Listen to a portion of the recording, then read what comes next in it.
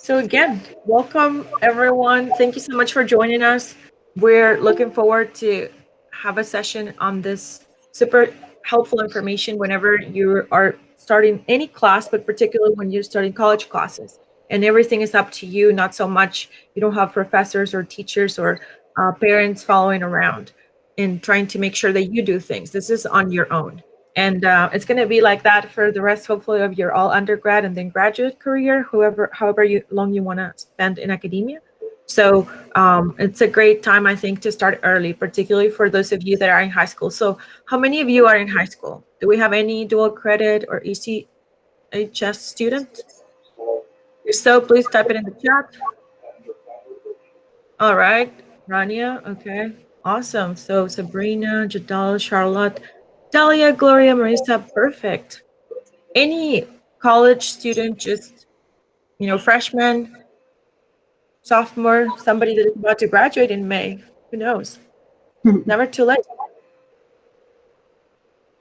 Somebody that is thinking about transferring. How many of you guys think about transferring? Okay, that's really great plans. And all this information, you're going to be able to take it with you guys wherever you go. So I've talked a lot and I haven't mentioned my name. I just want to make sure you guys know it. My name is Valeria Flint. I'm a faculty. Actually, I teach psychology at ACC, but also I'm a part-time academic coach. And I have another awesome academic coach with me, Kelly. So do you want to tell them more about you? Sure. Thanks, guys, for attending. As Val said, my name is Kelly. I'm an academic coach, normally at the Round Rock campus, but since we're virtual, we're all living in the World Wide Web right now. So I'm available to all students. So welcome and thanks for joining us today. Go ahead, Val. No, thank you. We're going to be covering today this main items, but there's going to be information all over. And again, if you guys, for any reason, feel like there's something that we're not addressing at this time, please feel free to raise your hand, type it in the chat, or just let us know. And we'll do our best to provide you with the best answer possible. And if not, refer you to whatever might be the best place for you guys to go. So the workshop today is going to be focused on how the study cycle goes, why it's essential that we start preparation early. It's never too early to start. Also to improve your study habits, and as well as making sure that you know how to be successful, not just for this semester, but in the long run.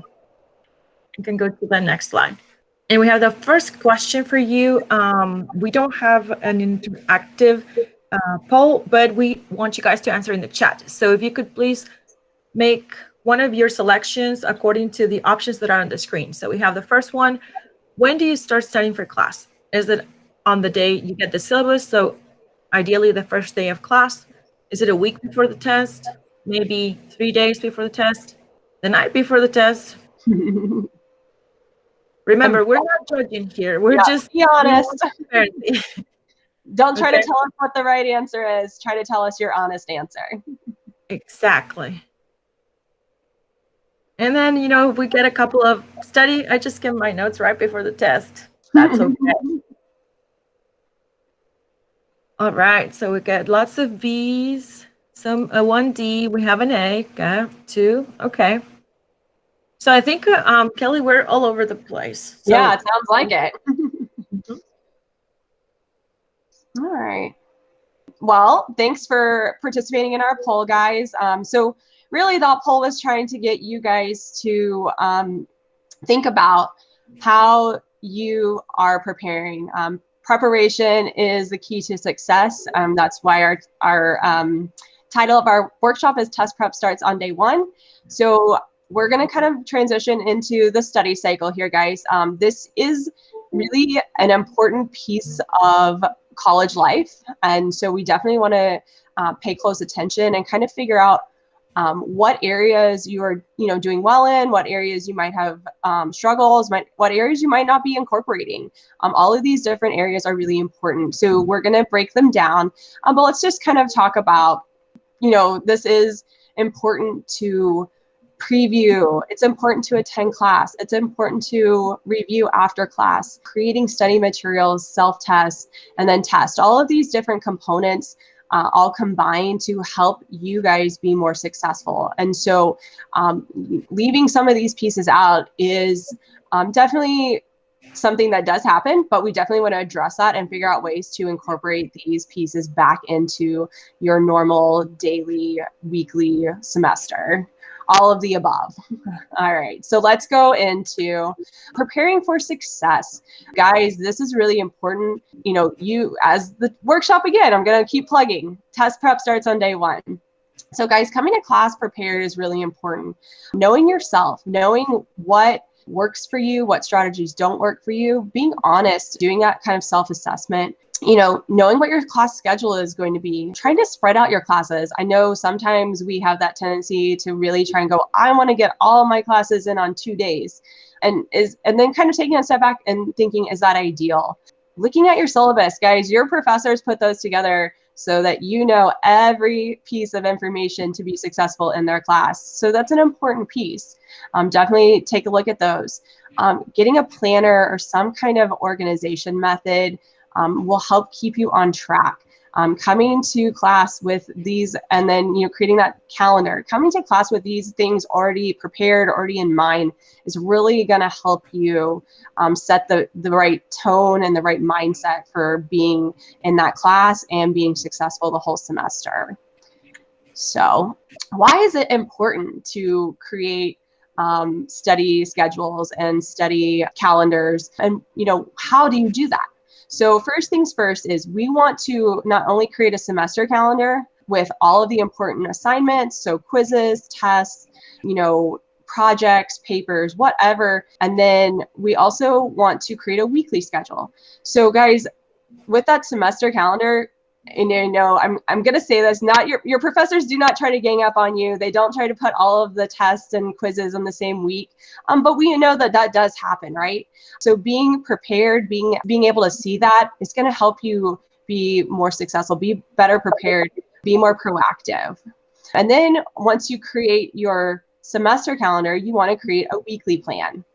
And so creating this weekly template is something that you guys will use to set your studying for the whole semester. This template should not change. You can be flexible. You can adjust stuff depending on what's going on. But ideally, we want to kind of stick with this routine. So how do we create that weekly plan? We definitely want to follow the principles of time management. And so I know a lot of you guys, if you've attended a workshop before with us or met with a coach or taken EDUC, you might have discussed these, but let's kind of go through them. So the 3-hour study rule is important, guys.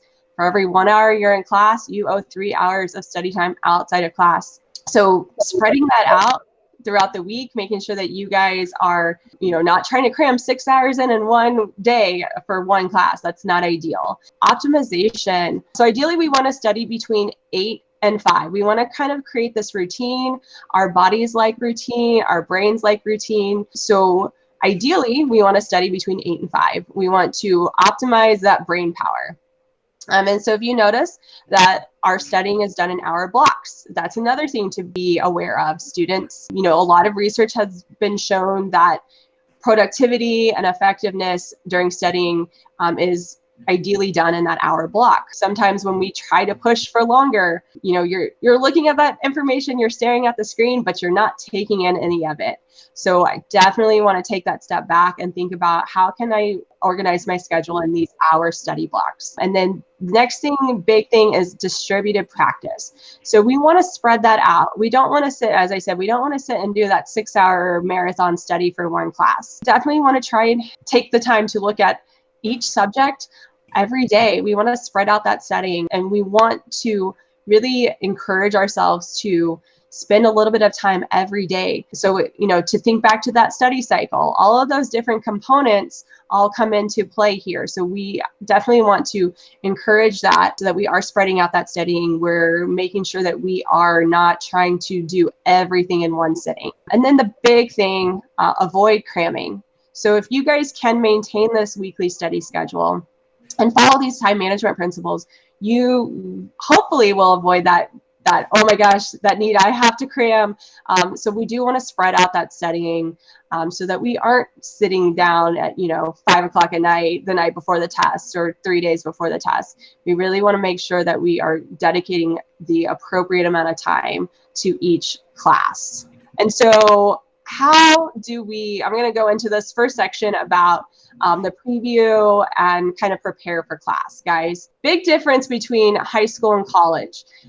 In high school, you come to class and you're there to learn new material. And a lot of times your professor or your teachers don't expect you to have any prior knowledge. But when you come to college, a lot of times your professors are expecting you to come into class with some knowledge or some questions or anything like that. So how do we get that knowledge? How do we find those questions?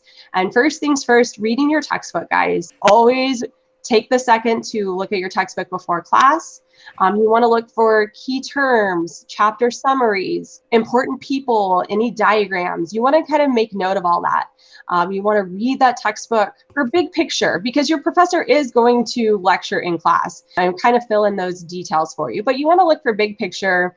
You want to look and see if you have any questions, any areas that you definitely want to make sure and listen for in class, or make sure that you ask the professor. And then another really important thing too, just be aware reviewing past lecture notes is a really good way to prepare for class. If your professors post PowerPoints ahead of time, or if you have notes already taken, reviewing those so that you are coming to class prepared and ready to learn. And so then your professor is able to really emphasize important material and help you focus in on what you need to learn.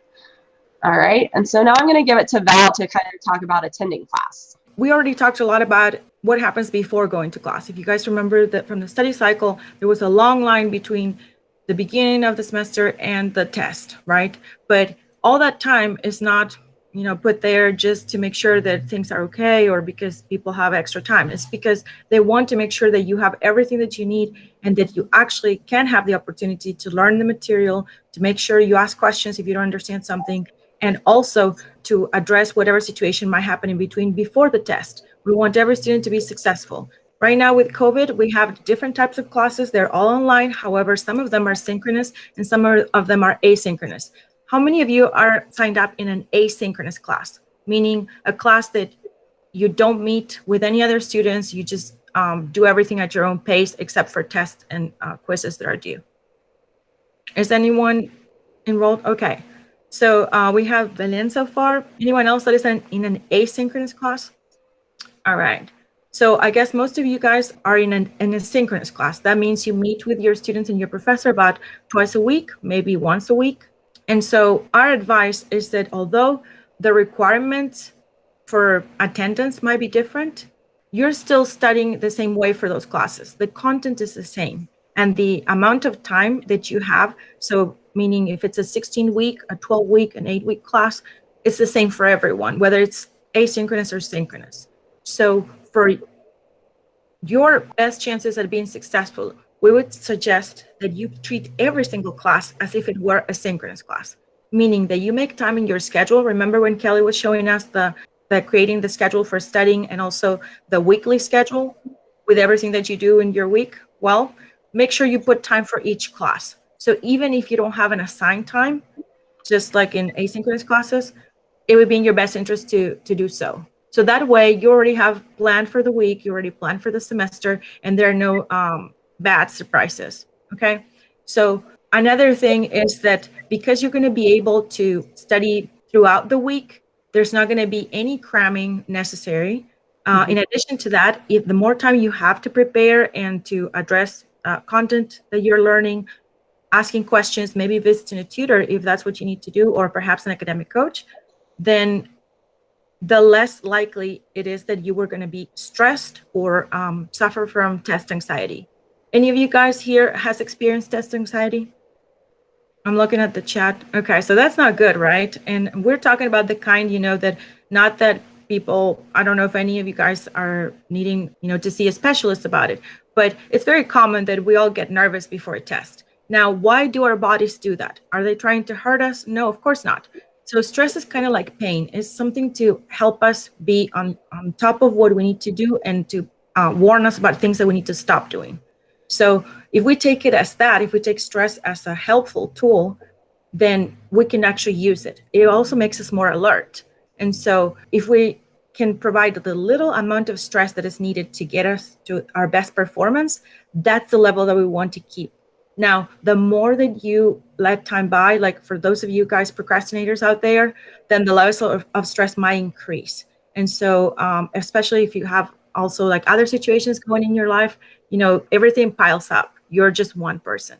And so that's why having a planner, a schedule, and everything coming little by little rather than all summed up before the test, that's going to help you do a lot better. And that's why synchronous and asynchronous classes should be treated the same way. Now let's look at the next one. So Kelly talked a lot about students, how they should prepare before class. So hopefully you guys agree that ideally you have already read your chapter. Usually professors not just give you the syllabus, but they also give you a class schedule. And so because they do that, you already know what chapter is going to be talked about during that lecture. And so what should you do? Well, make sure you read the chapter in advance, write down any questions that you might have, or maybe you want to explore more during class. Be ready to participate. And why would you do that? Well, because during class, you're going to already be familiar with the topic, so you're going to be able to follow along as the professor covers all the content that is necessary to cover that day. Also, you would want to participate in order to be more engaged. We know that at this point, for example, we try to ask you some questions to make sure you stay on the topic. But if you were to start looking at other places, like I don't know what's up on Amazon or Netflix or something like that, it's going to be hard to stay focused, right? So you need to actively make yourself stay engaged, and by participating, that's the best way to do it. So the 1 hour that you're in class, or 1 hour and 20 minutes that you're in class, you're actually actively incorporating that information. Later, after class, because you were actively participating, you're going to know if there were any extra questions that you didn't answer. You can complete your notes in a better way. You can just go to the textbook and fill in any blanks that you might have had. And then if there are any questions that you actually don't know the answer to, you can't find it yourself in the textbook, then maybe you can schedule an appointment with your professor to follow up during office hours. Or perhaps if visiting the professor didn't clear everything up, you still feel like there's something that you don't quite get, or you'd like more, maybe a different perspective about the topic, then you would see a tutor if that's available. Okay, so after you get all those answers, you get all those blanks filled, and you have all the material that you have already compiled from before, during, and after class, you're going to be able to quickly summarize everything in your own words. And by doing that, you're going to be so ready for the test whenever that time comes. Can I go to the next slide? Yep. All right. Well, thanks for that great information about class. I know that asynchronous, synchronous component does tend to throw our students off. So I definitely like that Val pointed out, that definitely want to make sure that you are treating that as if you were in class. So you guys were kind of in the middle of the study cycle right now. We've prepared, we've attended class, we've reviewed after class. Now we want to get into the part where we start creating our own study materials and the self-test component. Biggest thing that this part of the study cycle is helping you guys become what we like to call active learners. And theoretically, you've been an active learner all the way through, but this is where you're really going to hone those skills. So I know a lot of students come in to coaching, or they meet with their professor and they are struggling with, I take notes, but then I don't do well on the test. And then when you ask them, how are you studying? A lot of the students say, I reread my notes. And so that's what we call being a passive learner. You're not engaging with the material. You're not actively trying to learn, understand it. So really important is creating your own study materials. And so this doesn't mean you have to be super creative. Guys, I am not creative at all. I, for the life of me, cannot make some of these amazing things that our other coaches can. Some students can make these beautiful organization tools or anything like that. But so whatever you can do, it does not have to make you feel inferior or not artsy craftsy or anything. This is really your time to sit down and figure out what was important from that lecture. What materials stood out to you? Did your professor emphasize something? How am I going to note that that was important? And theoretically, after you attended class, you've reviewed that material, you've combined your reading and lecture notes, you've already kind of started figuring out what was important, what really was covered in both areas, how was that important? How was that presented in class? So, keying in on those things is going to help you really kind of emphasize that. So ideally, we want to check our own understanding by organizing the material in a new format. So does anybody, I know we have them on the list here, but first thing is, I know a lot of students rewrite the material. You can organize it into a mind map, a graphic organizer, using flashcards. Does anybody else have any other ideas, suggestions that they use to create study materials for themselves? We have Sydney mentions color coding for most of the classes. Perfect. So whatever the professor says, her own thoughts and slides. So that's really good. And you guys would be surprised. Some research, if you might find out there, that says color coding highlighting doesn't work. However, we know that research, as reliable as it is not universally applicable. So if something works for you, and make sure you keep doing that. Yeah. Okay, so highlighting is something that might not work for everyone again, but if it works for you, go for it. Personally, it does work for me as well. So I think it's a very valuable way. What about like note taking? Do you guys have a favorite way of note taking? Sydney also uses sticky notes. I like those. Yeah, and those come already color coded, right? So that's really great. There's your highlighting for you. Mm-hmm. Yeah. So guys, the point of creating your own study materials is to really check your understanding, to demonstrate that you are engaging with that material. I think my biggest piece of advice with creating your own study materials is putting that information in your own words. That's the best test to understand or to check your understanding, right? So when we create these beautiful study guides or these flashcards, sometimes it is important to have those strict definitions, but sometimes it is important also to define them ourselves to make sure that we are understanding that. And we have a couple of answers. Awesome. So Audrey mentions recording the lectures, which is, again, might be time consuming, but it's actually good reviewing purpose. I mean, you can actually, what she does is highlight the important bits. So that's ideal, because then at the time of the lecture, you're fully focused on what the professor's saying, and then later you can actually summarize better, perhaps. Yep. Now, Rani also says color coding, and then Melissa mentions typing the notes.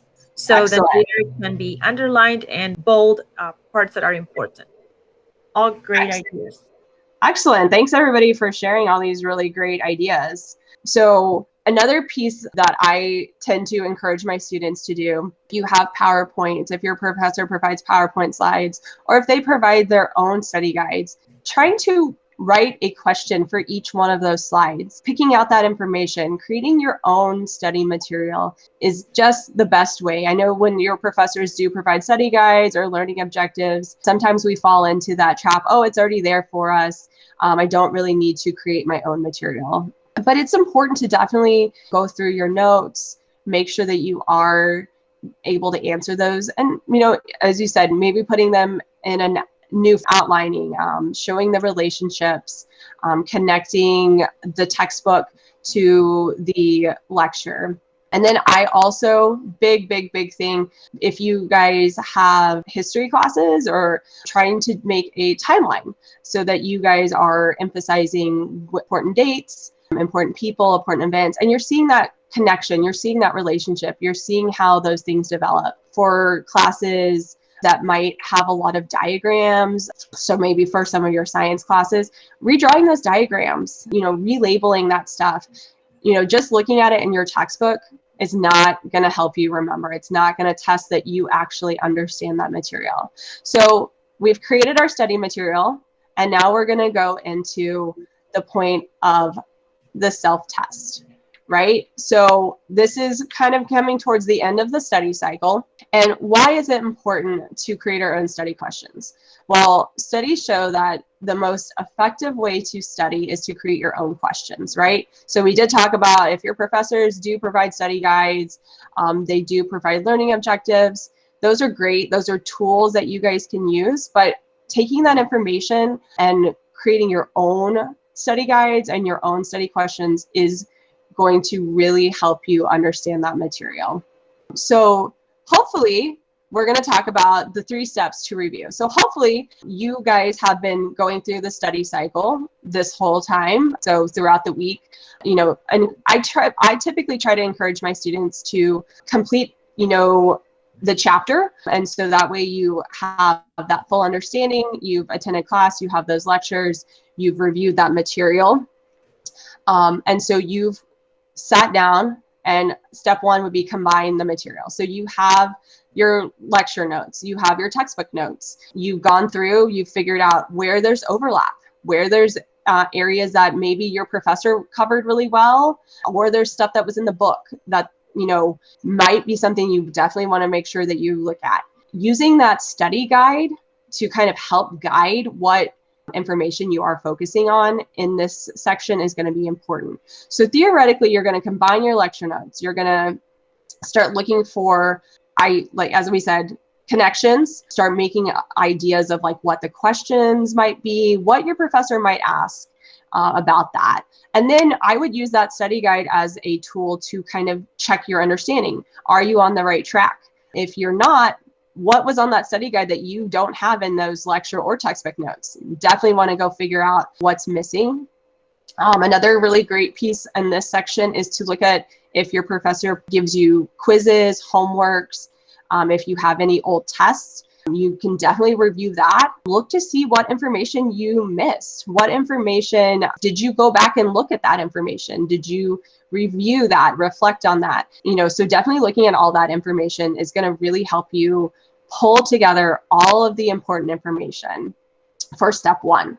Step 2 is fill in the gaps. So guys, you've gone through that study guide, you've pulled the information, you've looked to see where there's overlap, and you've started to kind of formulate your own ideas about study questions.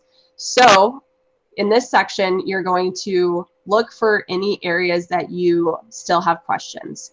If you are struggling to answer something, first thing I would recommend is going back through your lecture notes. If you still aren't able to find that answer, you definitely want to go back through those textbook notes. Attend office hours with your instructor. If you have a study group, this might be a great place to connect with them and see what they are going over. And if you still are struggling, the tutoring is available to you guys. We have a great tutoring system. You guys can schedule an appointment. Biggest piece of advice for going to tutoring though is don't come in and say, I don't understand this. Definitely want to give them a question. So I am struggling with this concept, or I am not sure how to get to this next step in this math problem, or I am not sure about this topic in my history and why it's important.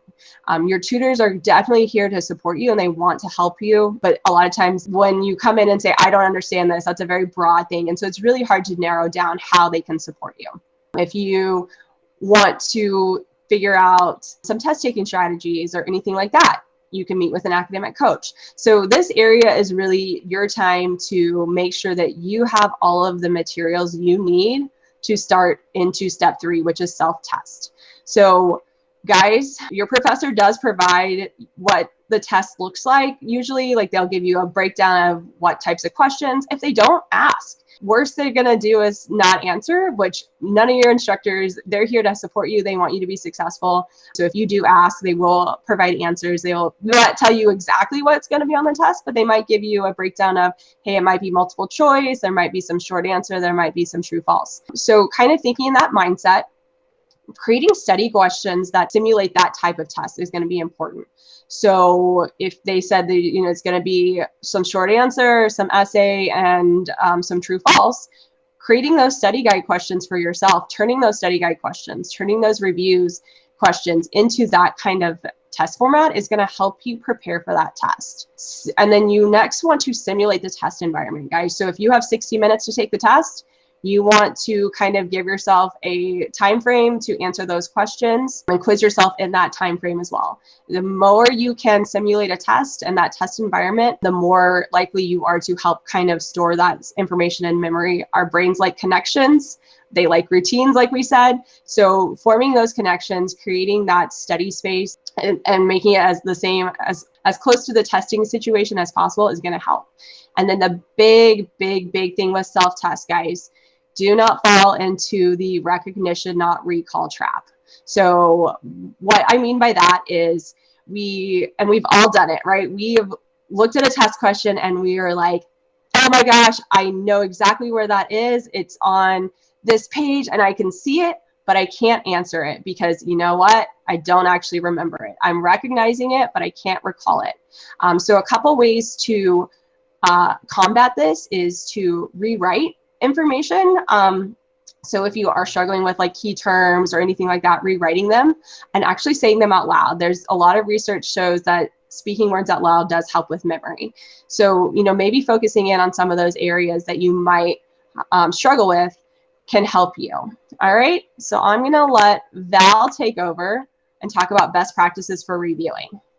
So hopefully by now, guys, you see why it's so important that test preparation starts on day one, because the sooner that you have all these different components, the more time you're going to have to put them together. Not only to put them together, but also to make them part of your own way of explaining things. So the best way, as Kelly mentioned, is create your own resources. Why? Because that way, whenever the test comes, you're going to be able to retrieve them and not fall for those traps like the recognition rather than recollection trap.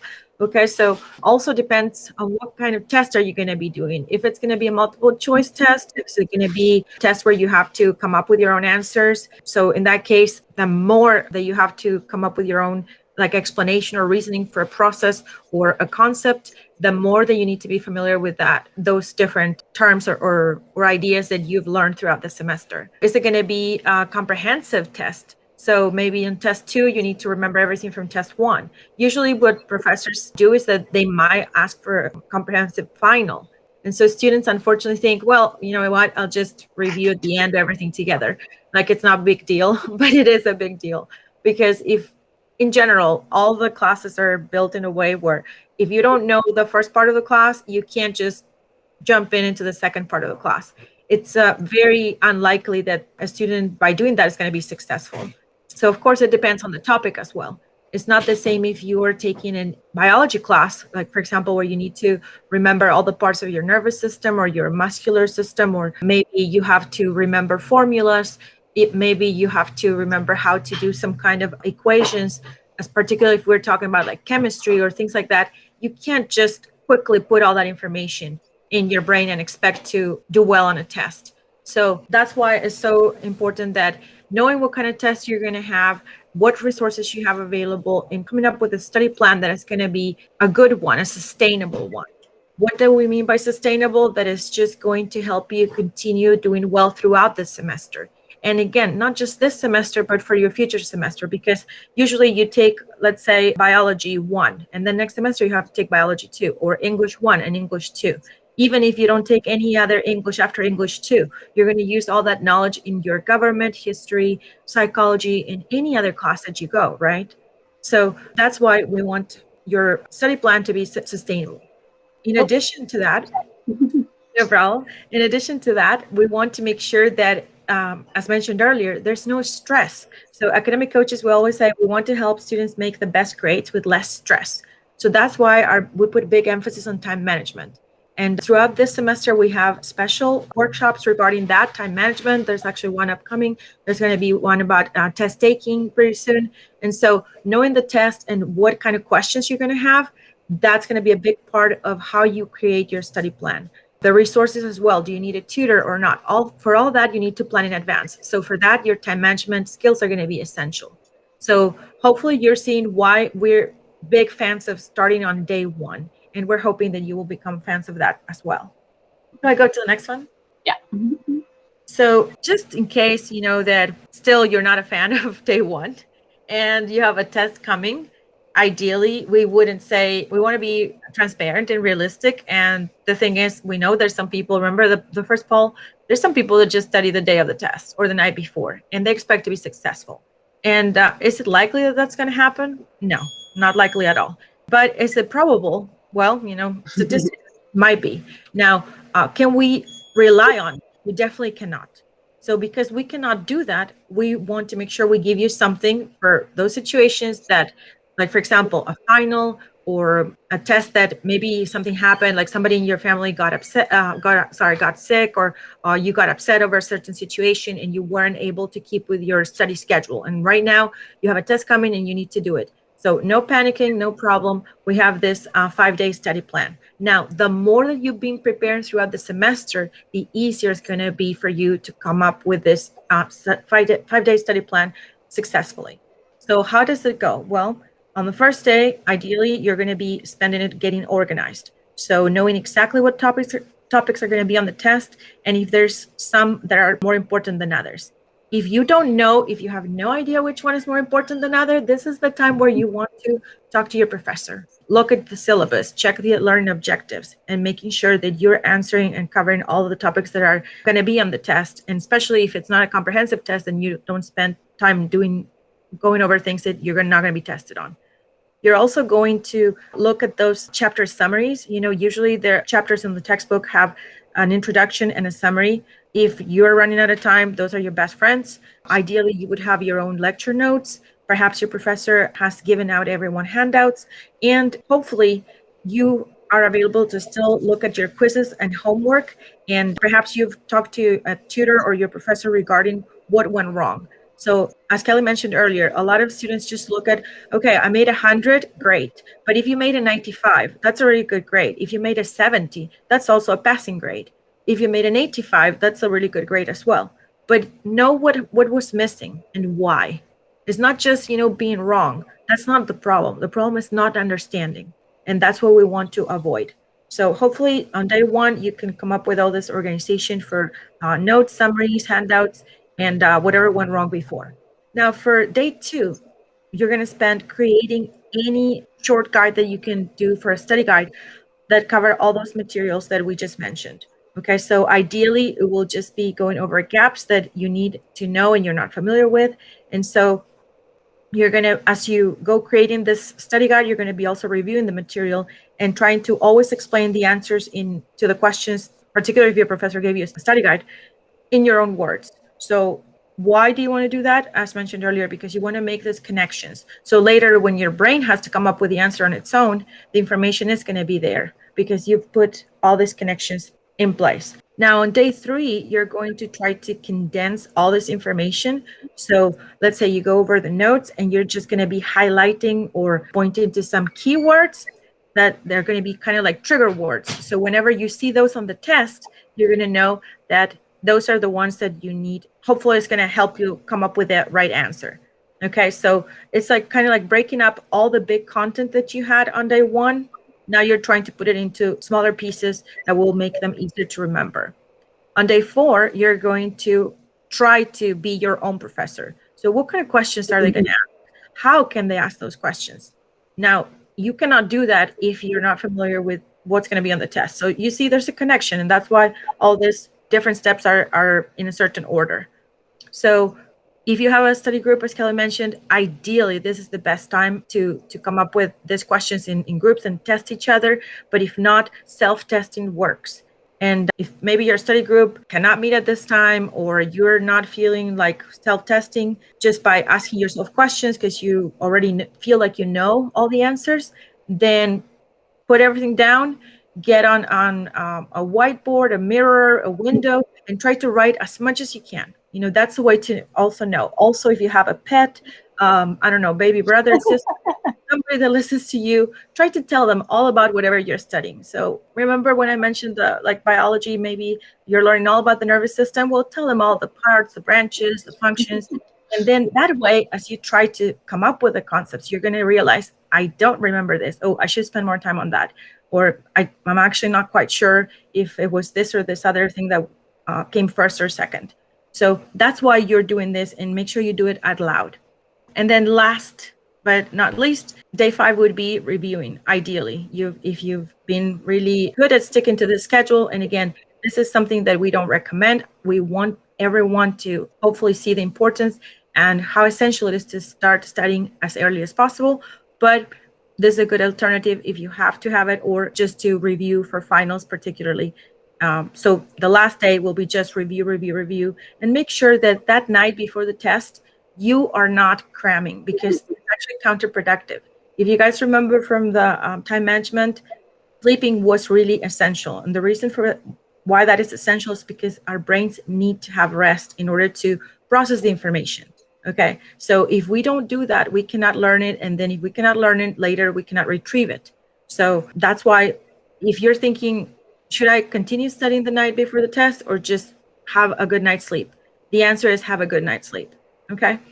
And then that will be our hopefully day 5, the reviewing, going over the questions from the previous day, from the brainstorming that you came up with, or maybe your study group helped you. And of course, if there's some particular concept that it's still hard for you to grasp, this will be the day where you want to spend time again, so it'll be fresh for the test. We have this last slide is about ways to improve, not just, from creating your own study guide and knowing how important it is, and creating the time management schedule, which are all really the best ways and the ones that you should be familiar with and ready to employ. But there are other stuff that might help you.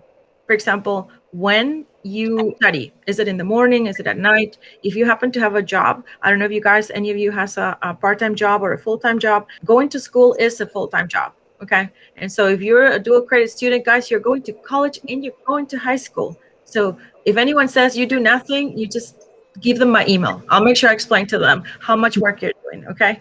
And this is important. So make sure that you try to take care of yourself. So again, reducing test anxiety, trying to get a nice location. If you can always study in the same place, that creates habit. And so your brain is like on study mode. If you happen to have a nice desk, or if it's on, just a simple, like, I don't know, chair or a standing desk, whatever the ways or places that you can, just try to make it the same. Also try to avoid the bed, because what happens when you start laying down, you just get more comfy, and then you just fall asleep. So our brains are trained for that. So that's why location matters. Reducing test anxiety, taking care of yourself, not only by sleeping properly, at least 6 hours a day. If you can make it more time, awesome. If not, make sure it's at least 6 hours a day. And not just sleeping, also making sure you eat best as possible during your breakfast, your lunch, and hopefully a dinner. If you have to choose between eating and exercising, well, they're both important. So this is not a matter of choice, it's a matter of how you manage your time. But eating, sleeping, exercising, and also we didn't put it here, but staying hydrated, that also helps your brain to stay at its peak performance. Okay, so some people think that drinking sodas or energy drinks is going to give them more brain power, and actually it's quite the opposite. Caffeine makes you jittery, and so you might be more alert, but you're not necessarily more focused. Now, you don't want to put extra pressure on yourself. You're already doing the best that you can, attending class. Hopefully you've prepared from the beginning, and so the anxiety will be less than usual. However, if you have not done that, there's no point in beating yourself up. Just try to do the best you can and hopefully learn from your mistakes, not just the ones on the quizzes or on homework, but also if you make a mistake on a test, even if you fail a test, just learn from it and hopefully you'll do better for next time. You'll be more prepared. And last but not least, seeking help. ACC has tons of resources. We mentioned some of them, like tutoring. Of course, as coaches, we're more than happy to see you guys. But there's also counseling. There's also a food pantry. There's also, all campuses have free Wi-Fi that is reliable on their parking lots. So in case that you're stressing over your internet connection, I know I am most of the time. So knowing that I have the availability to go and park at ACC, I don't even have to go into the building. I don't have to, do any of the safety protocols that are in place. But sometimes, we still feel like even with the protocols, we might not feel safe. Well, you don't have to even step out of your car. So that's a good thing. And the earlier you have that you start planning in case you're not able to drive yourself to campus, maybe you can ask somebody else that will help you do that. So seeking help is essential, but for that you need time. The more time that you have, the better hopefully your plans will be. We have our second question. So I know some of you guys have heard a lot of our stuff, and even if you agree or disagree, but we would like to know, after all this information presented, when you will start studying for a test, you will do what? Look over the syllabus and create a study plan to review the topics covered, complete the review and go over all tests, quizzes, and homework, attend a tutoring session to get help with topics I'm still struggling to understand, ask questions during class, office hours to get an idea about the format of the test or clarification if there are any topics that you don't understand, or maybe you'll consider doing all of the above. What will it be, guys? If you could type it in the chat, that would be great. And with that, we're going to kind of leave the floor open. Thanks for participating with this poll, but now it's kind of the last few minutes. We want to give you the opportunity to ask any questions, make any comments, talk about any big takeaways that you learned. So definitely feel free to unmute yourself and let us know. And while Val's kind of looking at the chat tallies. And so far we have a couple of comments. Sydney mentions that as someone who suffers from anxiety, I really have to integrate breaks in my studying and set timers so I don't overload. Yes, that's essential. And part of the time management component that we have states that for every about 45 minutes, and this is all research based, but individually we might vary. So whatever works for you, but in general, every 45 minutes that you spend studying or focusing on homework, something that you do for a class, you should spend the other 15 minutes kind of like having a mental break, like literally, so we avoid that overload. So thanks for pointing that out, Sydney. And especially, sorry, Val, just to add, especially, being at a computer, walking away from that screen, standing up, movement does help. So. Yes, that's true. Especially now that we're in front of a computer so much time. So looking away from a screen, that also helps. We have a couple of questions regarding the recording. So whenever we get this recording available, we'll make sure we share the information with you guys. But not right now, we'd like to know if there's something that we didn't cover or any questions that you might have that we haven't addressed. Yeah, we got about 5 minutes left, so definitely unmute. Is there a part of the study cycle that you guys feel like you don't typically incorporate into your studying? He says, I never make an outline to review. Oh, well, it depends on the class, right? What do you think, Kelly? Yeah, I mean, I guess it depends. And I think with those, it's kind of figuring out what works best for you. And it could change, as Val said, subject to subject. So maybe some classes really work better with an outline, and other classes might work better with flashcards or a concept map. So, it is important to figure out what works for you, but also what is going to help you make those connections in that class. And then another question, Belen says, are the templates you showed during the presentation available somewhere? Yes. And can you go to the next slide, Kelly? Yes, I can. In the chat an evaluation form, so we want to make sure what's working, what's not working, what are you interested in learning in workshops. So if you could click on that link and complete it at whenever we're done with the workshop, that would be awesome. And right here on the screen, if you can point with your cameras to the QR code, it will take you to our website where all the resources that we have regarding the topics, not just study or test taking skills, time management, we have motivation, goal setting, creating a vision board, tons of stuff. I think I'm missing a few of them, Kelly. There's so many great resources available to you guys. And all of them have been compiled in this Study Skills Online Classes edition. So you're going to find a link to that too. Of course, you're going to also find a link to our next workshops in case you want to register.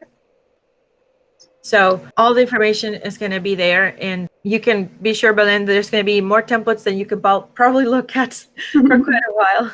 Yeah. All right. So with that, it concludes our workshop, and we want to thank you so much, guys, for participating, for joining us today.